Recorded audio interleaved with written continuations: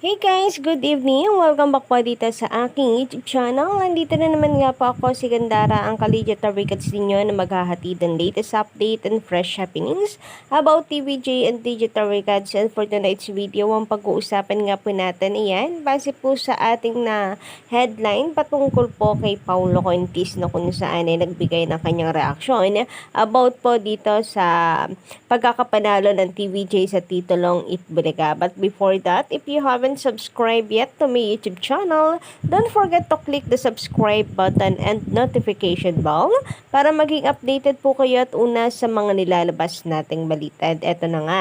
Bago po tayo dumako sa ating mainit na update, ay unahin po muna nating pag-usapan or basahin itong post ng Philippine History. Kasi alam naman po natin, Collegiate Records, no, kung itong si Henyo Master ay gutom na gutom din sa history. Naalala ko yung kanyang interview, no, na kung saan ay ano po talaga siya sa history. Kumbaga ay hindi ko makuha yung tamang term, so pasensya dun sa gutom, guys. Mahilig. Yun guys, parang yun yung target nitong si Henyo Master. Gusto po niya yung history. Makagawa ng history yun. Ito po ang hilig ngayon ni Henyo Master. Kaya nga kanilang pinupush din na magkaroon. Bukod sa sila naman talaga ang totoong may karapatan dito sa titulong Itbulaga dahil sila nakagawa niyan. Pinupush din po talaga nila talaga na makuha ang Itbulaga bago po ang 50 years. Kasi kung meron man pong may karapatan na gumamit at mag-celebrate ng Itbulaga 50 years ay ang TVJ yun. Kaya nga nitong 44 years, talagang mainit na pinag-uusapan na walang karapatan ng taping na gumamit at mag-celebrate ng 44 years dahil hindi naman sila ang Itbulaga. And unang-una, bukod sa hindi silang Itbulaga ay 1982 sila dumating. So, wala pa po silang 44 years. So, TVJ talaga ang may karapatan na mag-celebrate. Anyway, mga Collegiate Africans, narito nga po ang post ng Philippine History. Ayan, another achievement na naman, mga Collegiate Africans, and of course, another Bulaga serye na naman sa atin po itong lahat. Kanina po pala nakakatuwa na nakasama po ng TVJ si Attorney Buko sa kanilang live. So, kumbaga, ito po ay achievement talaga nilang lahat. Siyempre, without Attorney Buko din na sumuporta, alam niyo naman yung sinabi ni Tito Sen noon na marami na daw silang nakausap na attorney pero ang sinasabi sa kanila, yung sila pabagal-bagal na unahan daw sila ng tape ink. So, buti na lang talaga, may tiwala itong si Attorney Buko at maka-TVJ din, kaya nakuha po nila napakagaling na abogado. Thank you so much po, Attorney Buko. So, sabi po dito, E18 ng TV5 magiging Itbulaga na matapos pumanig kina Tito Vic and Joey ang IPO na sila talaga ang nakalikha ng pangalan ng show under Tape Inc. ng mga halos-ho. Sa makatweet, kailangan ng palitan ng tape ang pangalan ng show Itbulaga. Pangalan ng show na Itbulaga na mapapanood pa rin sa GMA7 as soon as possible.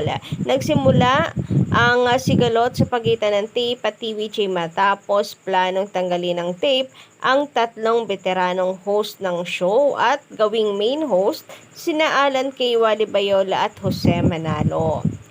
As if naman napapayag po, 'di ba, sila Jose Wally and Alan K. Buti na lang talaga isang malaking supalpal po sa kanila na ang loyalty nila ay hindi sa tape kundi po sa TVJ. Bukod kina Ruby Rodriguez na tinanggal ng tape sa show, isang beses na lang pinapapasok kada linggo si Raisa, 'di ba?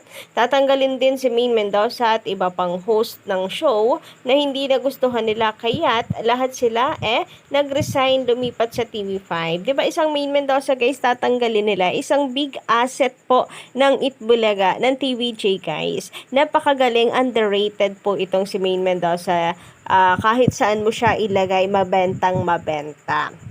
Sabi pa po dito, nanganganib ngayon ang posisyon ng tape ng mga halos-host dahil maaaring malugi o magsara ito. Hindi na kasi sa kanila ang trademark na nagpayaman sa kanilang pamilya. Sabi pa po dito, inaasahan na maaaring maagang makansela ang kontrata sa pagitan ng TIP at GMA7 kung bubulusok pababa ang ratings ng show na obligado ng palitan ng pangalan in provision of RA number 8293 in or Intellectual Property Code of the Philippines. Maaring ang maging noontime show ng GMA7 ay ang showtime mula sa walang prangkisang network na ABS-CBN na nagre-renta lamang ng airtime sa istasyon ay may permiso sa NTC. Ang Itbulaga ang kasalukuyang may hawak ng record bilang pinakamatagal na daily show sa buong mundo na umeere pa rin na magpahanggang sa ngayon mula 1979.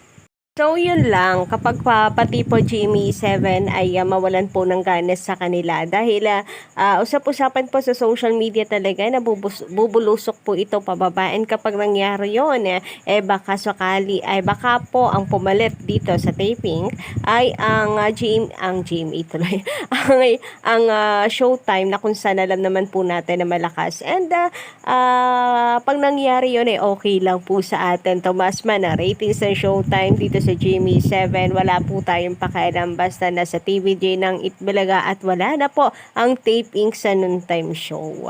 Kumbaga ay at least wala na pong kahate ang TVJ at kalaban ang TVJ lalo na pagdating po sa legalities dahil TVJ na po ang may-ari ng titulong Itbulaga. Kapag nangyari yun guys, okay lang po ang friendly competition ng Showtime and TVJ for me. So kayo po ba guys, ano ang inyong masisay about dito?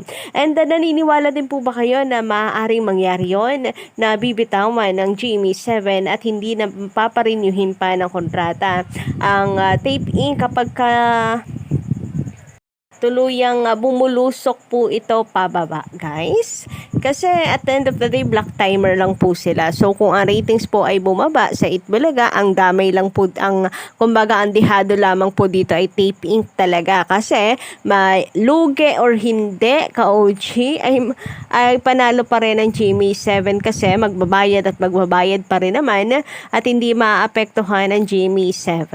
Yun nga lang, kung maaapektuhan man po siguro dungis sa ratings. Alam naman po natin na importante sa network na mataas ang ratings mo kasi lalo na ikaw ay ang pinakamalaking network ngayon. About naman po sa pera, panalo pa rin ang GMA dahil ang advertisers naman guys ay sa Tape Inc. yun. Kumbaga, may advertiser o wala, magbabayad sila sa GMA7. Nag-gets niyo po ba yung punto ko? Well, ayan na naman tayo. Anyway, eto na nga ka-legendary guys. About dito doon sa binasa ko na nanganganib na malugi ang Tape Inc. dahil wala na ang titulong Itbulaga na nagpayaman sa kanila maaari. Ka-legendary guys, kasi ang Itbulaga po talaga ang swerte ng Tape Inc. Pero kung mawawala na nga itong Itbulaga sa kanila, hindi na nila magagamit, and sorry na lang. Sorry kung tatalikod din ang mga nahahakot nila ngayong fans. Kasi aminin man po natin sa hindi, meron na rin silang nahahakot na fans. Kaya nga meron na po nagsilabasan na vloggers and defenders ng Tape Inc. Diba? Nung nakaraan, ito mga tayo lang Tayo lang po may defenders. Pero sila biglang nakapagtataka. Sabi nga, lahat daw po ginaya, pati vloggers po ay ginaya na rin nila. Dati, TVJ lang may vloggers, defenders. Ngayon, pati na rin daw sila. So, kumbaga, ang punto ko dito ay meron na rin silang nakukuhang fines. So, kung sakasakali po, napakamalas po nila, kung mga funds na itong nakukuha nila, kakonti na nga lang po, ay magsisitalikod pa dahil ang Itbulaga ay napatunayan na TVJ.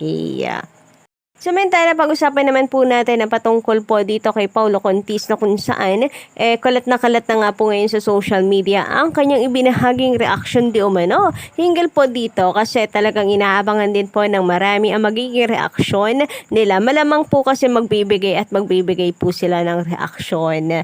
Kasi ma-trending po ito sa social media pati nga po sila nadadamay sa pagka-trending dahil sa pagkatalo po nila dito sa APO.